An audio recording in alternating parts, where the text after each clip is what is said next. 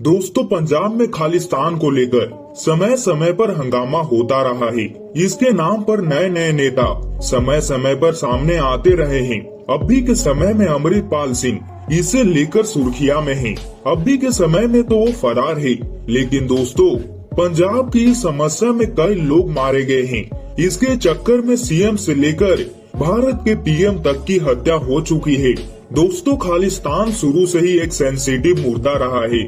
इसके चलते देश में हजारों लोग मारे जा चुके हैं। तो दोस्तों चलिए जानते हैं आखिर क्या है खालिस्तान मूवमेंट और ये क्यों शुरू हुआ। आखिर क्या है खालिस्तान का इतिहास, आखिर खालिस्तान मूवमेंट से क्या मांगना चाहते हैं पंजाबी। तो दोस्तों चलिए जानते हैं।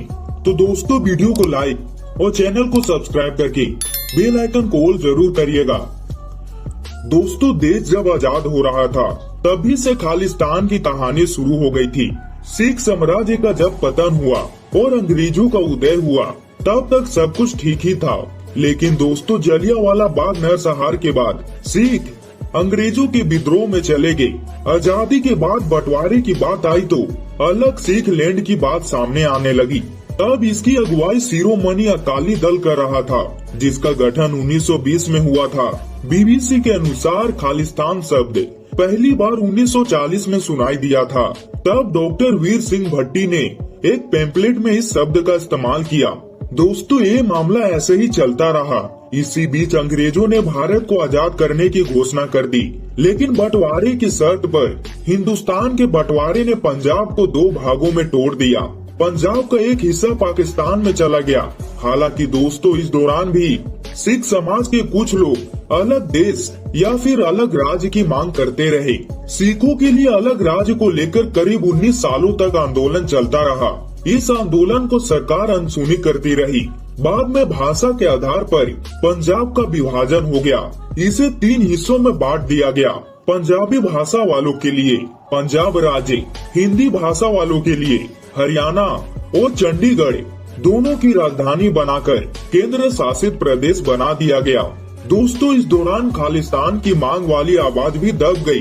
बाद में कई मुद्दों को लेकर अकाली दल कई विशेष मांगों को उठाने लगी। अकाली दल कश्मीर की तरफ विशेष राज्य की दर्जे की मांग भी इस दौरान करने लगा। दोस्तों इसके बाद राजनीतिक लड़ाई जारी रही, लेकिन खालिस्तान का मामला उतना नहीं बढ़ा। लेकिन दोस्तों इस मामले की बढ़ने की शुरुआत होती है 1969 से। पंजाब का एक नेता था Jagjit Singh Chauhan. Republic Party of India से यह शख्स विधायक रहा, डिप्टी स्पीकर बना, वित्त मंत्री भी बना अकाली सरकार में। लेकिन दोस्तों 1969 के चुनाव में यह हार गया। इस हार के बाद जगजीत सिंह चौहान ब्रिटेन चला गया और इसी शख्स ने वहां खालिस्तान के सपोर्ट में आंदोलन शुरू कर दिया। इसी जगजीत सिंह चौहान को खालिस्तानी आंदोलन का फाउंडर भी कहा जाता है। दोस्तों इसके बाद जब 1971 में भारत की पाकिस्तान के साथ जंग शुरू हुआ, तब पाकिस्तान ने बांग्लादेश का जवाब खालिस्तान से देने की तैयारी करने लगा। जगजीत सिंह चौहान को पाकिस्तान बुलाया गया। वहां इसने खालिस्तान की आवाज को बुलंद किया और फेमस हो गया। पाकिस्तानी सरकार बांग्लादेश के जख्म पर जनता के सामने खालिस्तान का मलहम लगाने लगी। हालांकि दोस्तों भारत में इसका ज्यादा असर तो नहीं रहा, लेकिन जगजीत सिंह चौहान अमेरिका और ब्रिटेन में मुहिम चला रहा था, जहां उसे कुछ समर्थन भी मिल गया। दोस्तों इसी बीच 1973 में अकाली दल की कार्य समिति में एक प्रस्ताव लाया गया, जिसे आनंदपुर शाही प्रस्ताव भी कहा जाता है। इसके अनुसार डिफेंस, मुद्रा और विदेश नीति को छोड़कर बाकी मुद्दे पंजाब पर छोड़ देने की बात कही गई। इस प्रस्ताव का राष्ट्रीय स्तर पर बहुत विरोध हुआ। प्रधानमंत्री इंदिरा गांधी ने इसे देशद्रोही बता दिया। बाद में इसी आनंदपुर शाही प्रस्ताव को भिंडरावाले ने हथियार बनाया। दोस्तों अब इस खेल में भिंडरावाले की एंट्री होती है। दरअसल 1977 में जगजीत सिंह चौहान भारत वापस लौटा और खालिस्तान की मांग को हवा दे दी। फिर ब्रिटेन वापस निकल गया। वहां जाकर उसने अलग खालिस्तान देश का ऐलान कर दिया। इसके नाम पर उसने डाक टिकट और करेंसी और यहाँ तक कि पासपोर्ट भी जारी कर दिया। इसी बीच राजनीतिक दलों के सपोर्ट से भिंडरांवाले पंजाब में पैर जमा चुका था। कई मामलों में उसका नाम भी सामने आने लगा। दोस्तों, कहा जाता है कि शुरुआत में कांग्रेस ने भी भिंडरांवाले को अकाली के विरोध में खड़ा करने में सहयोग किया था, लेकिन जब इमरजेंसी के बाद कांग्रेस सत्ता में आई और भिंडरांवाले को सहयोग देना बंद कर दिया तो वह भड़क गया। 80 के दशक में पंजाब में हिंसा बढ़ने लगी। 1978 में इसकी शुरुआत हुई, जो लगातार बढ़ते गई। लगभग हर हिंसा में भिंडरांवाले का नाम सामने आने लगा।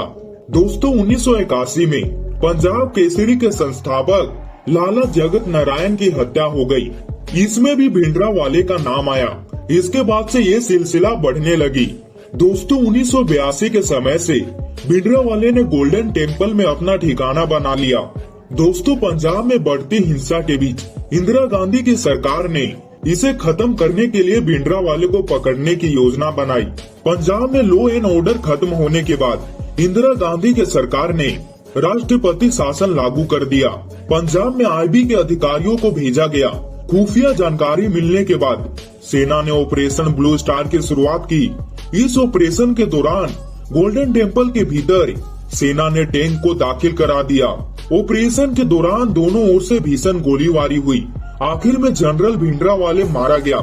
सरकारी रिपोर्ट में कहा गया कि ऑपरेशन के दौरान 83 जवान शहीद हुए, जबकि 550 से ज्यादा चरमपंथी मारे गए।